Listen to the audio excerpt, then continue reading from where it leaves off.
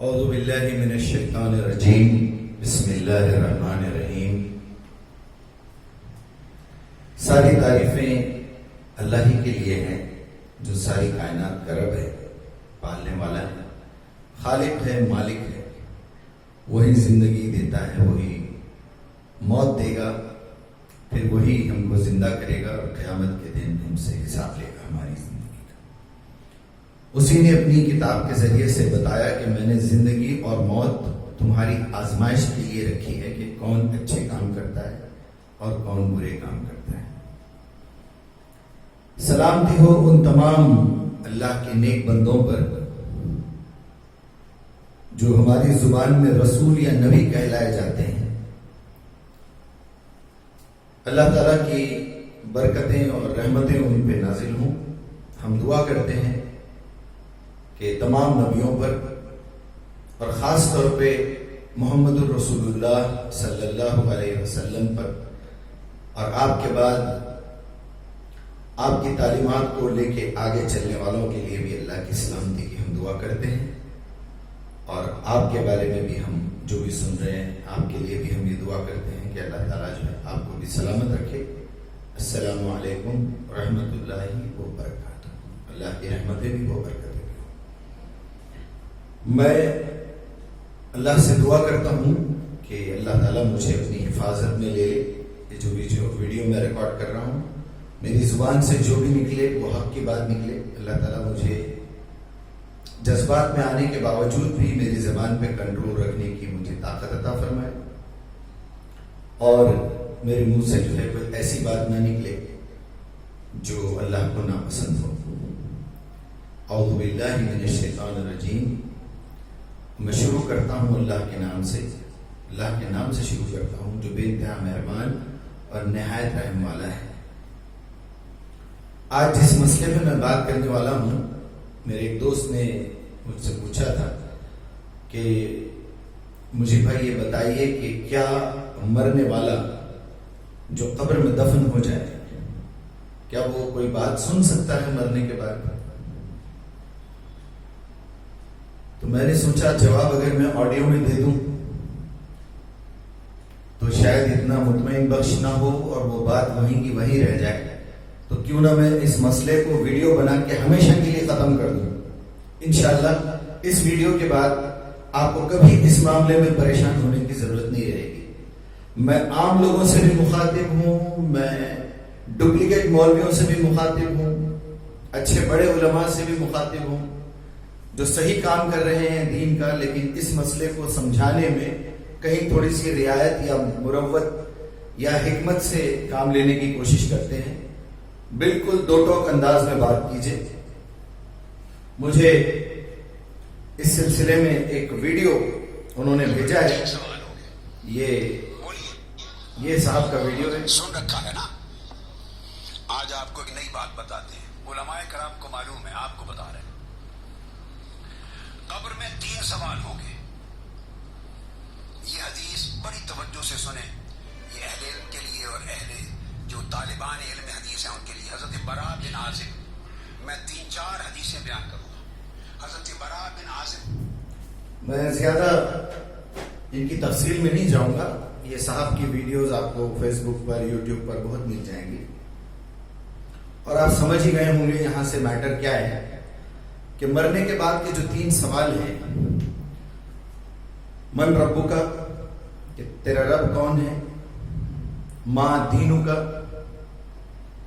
کہ تیرا life style کیا ہے، کون سے راستے سے تم یہاں پر آئے ہو، زندگی کا کون سا راستہ تھا، فرما برداروں کا تھا یا نافرمانوں کا تھا، اور تیسرا سوال ہے کہ من نبیوں کا، کہ کس نبی کے دور میں تم پیدا ہوئے۔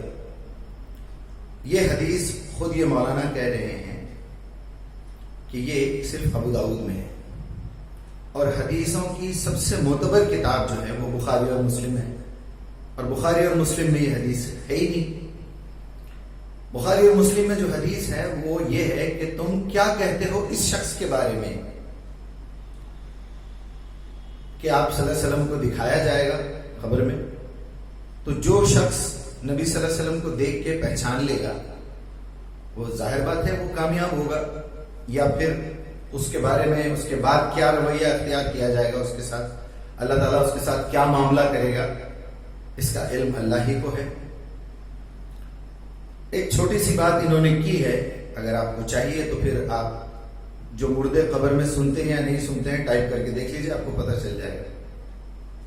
ان کا نام بھی ٹائپ کر لیجیے، میں تو نام لینا بھی مناسب نہیں سمجھتا کسی کا، میں تو ویڈیو بھی نہیں دکھانا چاہتا تھا، لیکن آپ کو سمجھ میں تو آ جائے کہ بات کیا ہے اور آپ ریفرنس کے طور پہ دیکھ لیں۔ تو یہ حضرت کا کہنا یہ ہے کہ دنیا کی سب سے معتبر کتاب حدیث کی وہ بخاری اور مسلم ہے، اس میں وہ حدیث ہے ہی نہیں، اور خود یہ کہہ رہے ہیں کہ میں ابو داؤد کی حدیث کو بھی مانتا ہوں، لیکن اہمیت میری نظر میں بخاری اور مسلم کی زیادہ ہے۔ تو صرف یہ بتایا جائے گا کہ محمد رسول اللہ کے بارے میں، کہ آپ صلی اللہ علیہ وسلم کو دکھا کے کہ اس شخصیت کے بارے میں، اس ہستی کے بارے میں تم کیا کہتے ہو؟ تو جو کہے گا کہ یہ میرے نبی ہیں، کہ جیسا کہ میں نے آپ کے بارے میں سنا تھا، وہ بالکل دیکھتے ہی میں نے پہچان لیا کہ یہ آپ صلی اللہ علیہ وسلم ہے، یا تم ان کے بارے میں کیا جانتے ہو؟ تو وہ سوال تو وہاں ابو داؤد کی حدیث میں بھی ہے۔ تو جناب محترم تو نہیں کہہ سکتا میں آپ کو، کیونکہ آپ کا احترام میرے دل میں بالکل نہیں ہے، کیونکہ آپ ان نالائق لوگوں میں سے ہیں جو امت کو بانٹ رہے ہیں۔ اللہ تعالیٰ کہتا ہے کہ وَاعْتَصِمُوا بِحَبْلِ اللَّهِ جَمِيعًا وَلَا تَفَرَّقُوا، کہ اللہ کی رسی کو مضبوطی سے تھامے رکھو، فرقے نہ بنانا۔ رسی کا مطلب 3 ڈوریوں سے مل کے رسی بنتی ہے، ایک لکھی ہوئی قرآن اور نبی صلی اللہ علیہ وسلم کی ایکسپلینیشن یعنی حدیث، اور آپ صلی اللہ علیہ وسلم کا طریقہ یعنی سنت۔ اگر آپ کوئی ایک حصہ لے کے چلیں گے تو آپ بکھر جائیں گے، بھٹک جائیں گے، گمراہ ہو جائیں گے، چاہے آپ سنتوں کو لے لیں، چاہے حدیثوں کو لے لیں، یا اکیلے صرف قرآن کو لے لیں، تینوں کو ملانے سے آپ کا دین مکمل ہوتا ہے۔ پہلے آپ سمجھ لیں اچھی طریقے سے۔ تو جناب میں آپ کو یہ جواب دے دوں اور سننے والوں کو بھی یہ سمجھا دوں کہ بخاری اور مسلم سے بھی زیادہ معتبر ایک کتاب ہے، اور وہ کتاب ہے قرآن کریم، قرآن مجید، فرقان، جو فرق کر کے دکھاتی ہے، میزان جو بتا دیتی ہے جھوٹ کیا ہے سچ کیا ہے، تول کے بتا دیتی ہے، چیک کر کے بتا دیتی ہے۔ تو وہ جو کتاب ہے قرآن، اس میں اللہ تعالیٰ جو ہے کھلے الفاظ میں سورہ نمل 27واں سورہ ہے، اس کی آیت نمبر ہے 80، اس میں اللہ تعالیٰ واضح طور پر یہ کہہ رہا ہے اِنَّكَ لَا تَسْمِعُ الْمَوْتَى، جو لوگ مر جائیں ان کو تم نہیں سنا سکتے، وَلَا تَسْمِعُ صُمَّ الدُّعَاءَ إِذَا وَلَوْا مُدَبِّرِينَ۔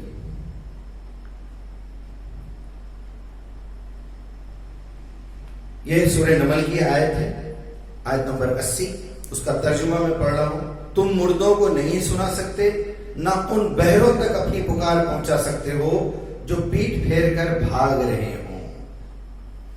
یہاں صاف صاف الفاظ میں یہ بتا دیا گیا، خیر اس کی تفصیل بھی میں بتاؤں گا ابھی آپ۔ اور ایک سورہ ہے سورہ فاطر، سورہ نمبر 35، اس کی آیت نمبر ہے 22،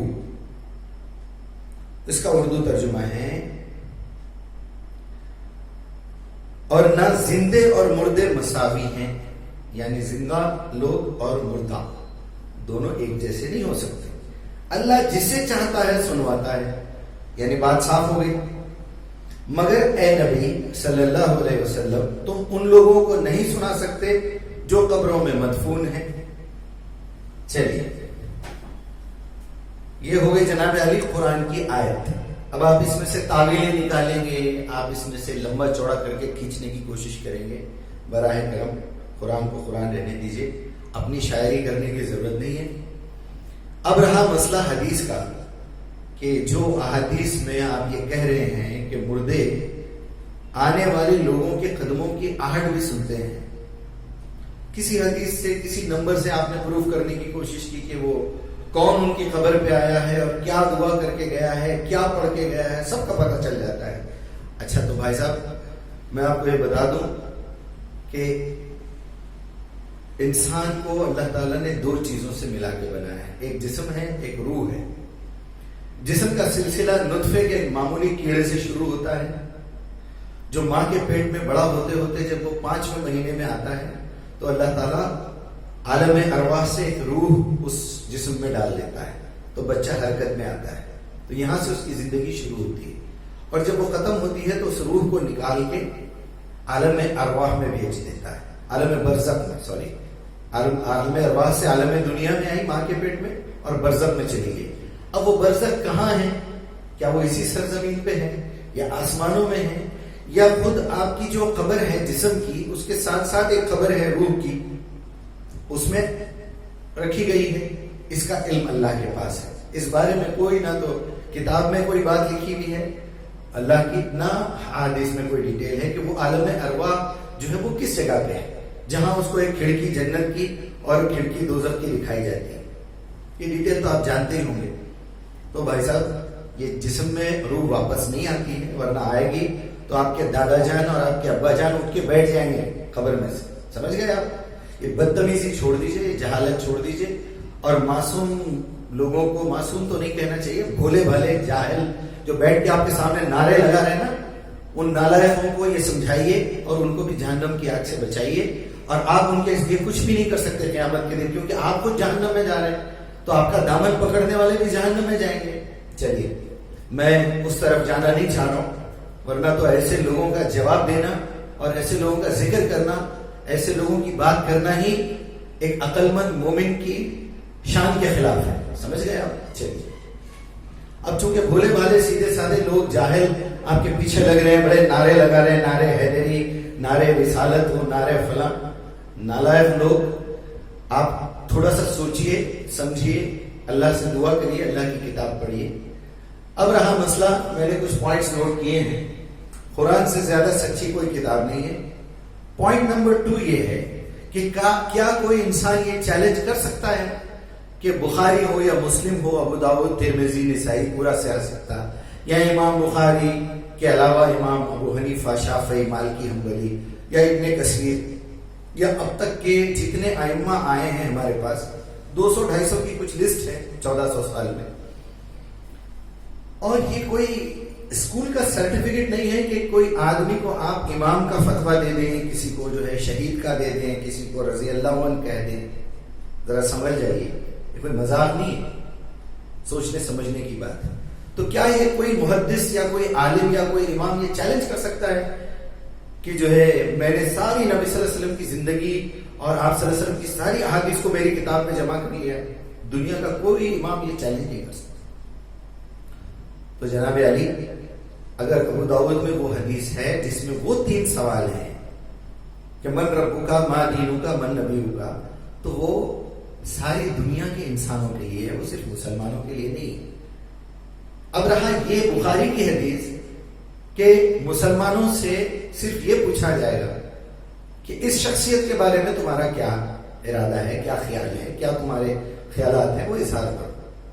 تو بھائی صاحب تھوڑی سی عقل استعمال کریے کہ نبی صلی اللہ علیہ وسلم سے پہلے کے لوگوں سے اگر یہ سوال کیا جائے کہ تم اس ہستی, اس شخصیت کے بارے میں کیا کہتے ہو, تو بولے گا میں تو جانتے ہی نہیں. یہاں تک کہ نبی صلی اللہ علیہ وسلم کے والد محترم حضرت عبداللہ بھی نہیں جانتے ہوں گے کہ یہ بندہ کون ہے. ان کو جب بتایا جائے گا قیامت کے دن کہ آپ کے جو صاحبزادے ہیں جس کے پیدا ہونے سے پہلے آپ کا انتقال ہو گیا تھا, تو وہ ہیں آپ کے بیٹے, یہ نبی آخر الزماں, آخری نبی, خاتم النبیین.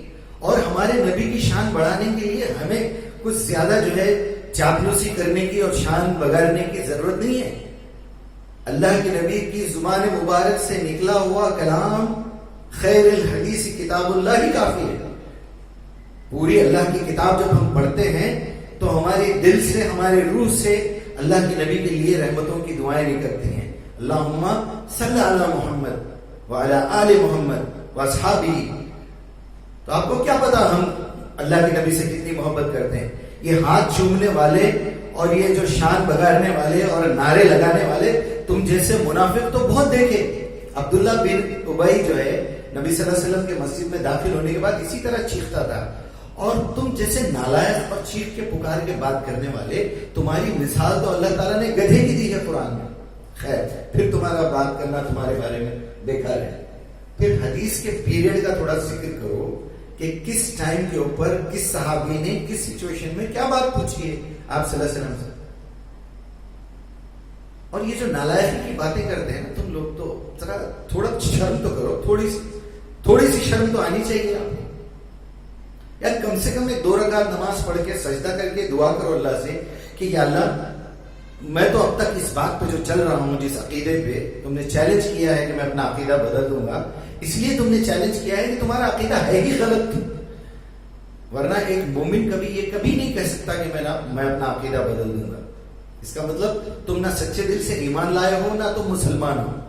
سمجھ گئے؟ چل اس کے بعد اچھا, اگر کوئی پوائنٹ نمبر 4 میں نے لکھا ہے کہ اگر کوئی قبر میں سنتا بھی ہے, چاہے وہ نبی ہو, شہید ہو, کوئی ولی ہو, کوئی خطاب ہو اور فلاں ہو, تو مجھے کیا کرنا ہے؟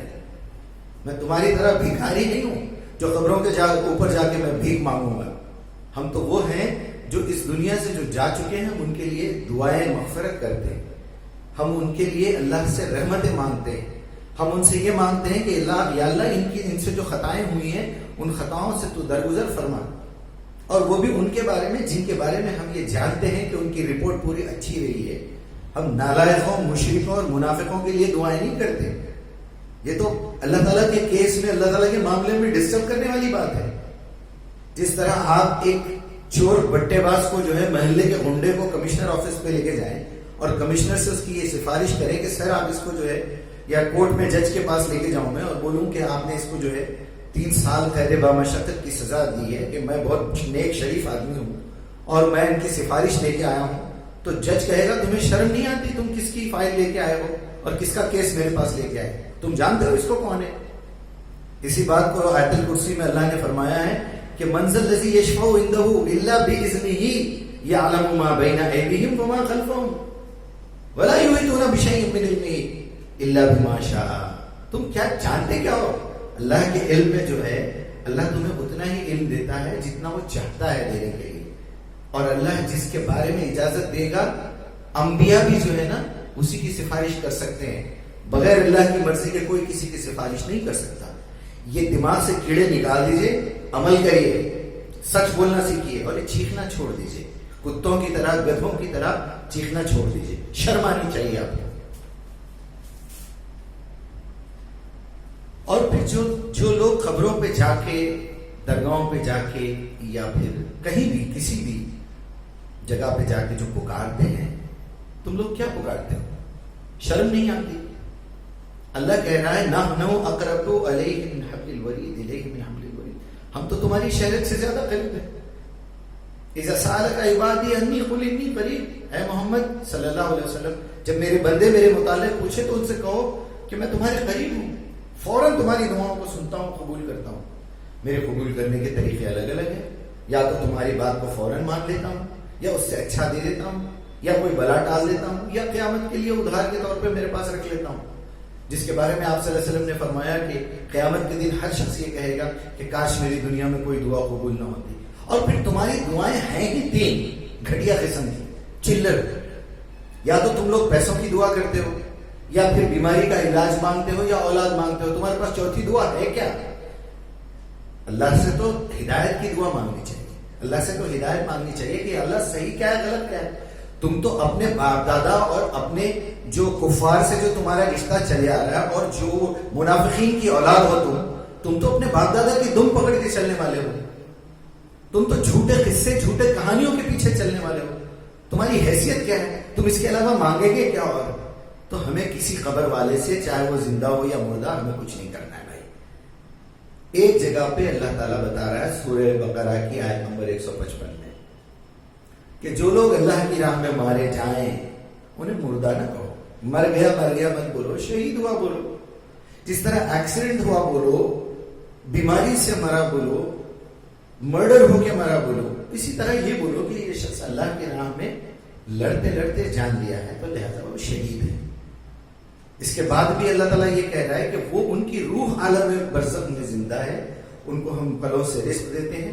پھر آخر میں آپ کی عقل پہ تالا لگا رہا ہے اللہ خود, وہ انتم لا تشکرون, تم کو تو پتہ ہی نہیں ان کی زندگی کا کیا ہے. پھر بھی اچھا اس کے آگے پیچھے کی آیتیں دیکھیے, بات وہاں سے شروع ہو رہی, وَاسْتَعِينُوا بِالصَّبْرِ وَالصَّلَاةِ, ان اللہ مع الصابرین. وہاں اللہ پہلے یہ کہہ رہا ہے کہ تم نماز اور صبر سے مدد لو اور لوگوں کے سامنے بھیک مت مانگو، مردوں کے سامنے یا شہیدوں کے سامنے یا نبیوں کے سامنے.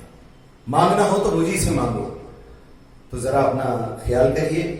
اور میں تمام سننے والوں سے معذرت خواہ ہوں کہ جو جذبات میرے دل میں ہیں، جو ایمان میرے دل میں ہے، جو اللہ سے اور اللہ کے نبی سے محبت میرے دل میں ہے، یہ اس کا اظہار ہے. اور میں بہت کنٹرول کیا ہوں آج اپنے آپ پہ اس نالائق کی بات سننے کے بعد کہ آخر یہ کیا کرنا چاہتے ہیں. کیا یہ صرف اپنی دکان چلانا چاہ رہے ہیں؟ ان کو شرم نہیں آتی؟ اور یہ جو رب کعبہ کی قسم اور یہ قسم اور وہ قسم، میں مکے میں جو ہے پورے میرے بیٹے کو جو ہے اتنا پورا حدیث پڑھایا، شروع سے آخر تک میں نے بخاری ختم کی، سیاستہ ختم کیا. یار شرم نہیں آتی تجھے بولتے ہوئے؟ یار نالائق آدمی. اس سے پہلے ایک جگہ قسم کھایا کہ میں نے 9 سال جو ہے امام ابو حنیفہ سے عالم رویا میں علم حاصل کیا ہوں، فقہ حاصل کیا ہوں. خواب میں آ کے کوئی فقہ پڑھائے گا؟ دوسری جگہ کہتا ہے کہ رب کعبہ کی قسم جس کے ہاتھ میں میری جان ہے، اور میں 15 سال تک جو ہے امام ابو حنیفہ سے تعلیم حاصل کیا ہوں عالم رویا میں، خواب میں. تو بھائی صاحب، تو اس کا مطلب یہ ہے کہ آپ کی فیملی میں خواب میں لوگ انجینئر بھی ہوتے ہوں گے، آپ خواب میں ڈاکٹری بھی کرتے ہوں گے، اسی طرح آپ پی ایچ ڈی اور ڈاکٹر کہلائے جاتے ہوں گے. میرے خیال سے آپ نے کوئی پڑھائی کر کے علم حاصل کر کے ڈگری نہیں لی ہے، بلکہ آپ خوابوں میں آپ نے ڈگری لی. تو اسی طرح خواب میں شادی بھی کریے، اسی طرح خواب میں بچے بھی پیدا کیجیے، اور انشاءاللہ آپ خوابوں میں ہی رہتے ہوئے انشاءاللہ جہنم میں بھی جائیں گے. خیر میں کیا کروں، ایسے نالائقوں کے بارے میں بات کرنا ہی فضول ہے. اللہ تعالیٰ سے میری دعا ہے کہ میرے منہ سے جو بھی بات نکلی ہے، جو سچ ہے اسے قبول فرما اور ہمارے دلوں میں اس کو بٹھا دے، اور جو معصوم جو سیدھے سادے بولے بھالے لوگ ہیں ان کی عقل کا پردہ اٹھے، اور جو نالائق ہے اللہ ان کے دلوں پہ مہر لگا دے تاکہ یہ جہنم کے لیے ہمیشہ تیار رہے. ختم اللہ علی قلوبہم وعلی سمعہم وعلی ابصارہم غشاوہ. ضرور ایسا ہی ہوگا انشاءاللہ تعالیٰ. آپ لوگ جہنم میں رہیں گے، خالدین فیہا ابدا، ہمیشہ ہمیشہ جہنم میں رہیں گے. ہم آپ کے لیے دعا نہیں کرتے اللہ سے، ہم ایسے نالائقوں کے لیے دعا نہیں کرتے. تو امید ہے عام لوگوں سے، سیدھے سادے لوگوں سے اور علماء سے بھی کہ آج یہ مسئلے کو ختم کر دیجیے. نبی زندہ ہے یا نہیں ہے، بزرگان دین زندہ ہے یا نہیں ہے، شہداء زندہ ہے، ہمیں کیا کرنا ہے بھائی؟ اللہ کی کتاب زندہ ہے، اللہ زندہ ہے. لا تأخذہ سنۃ ولا نوم، ختم ہو گئی بات. اللہ تعالیٰ نے اپنی نبی کی زندگی کو بھی محفوظ کر دیا ہے.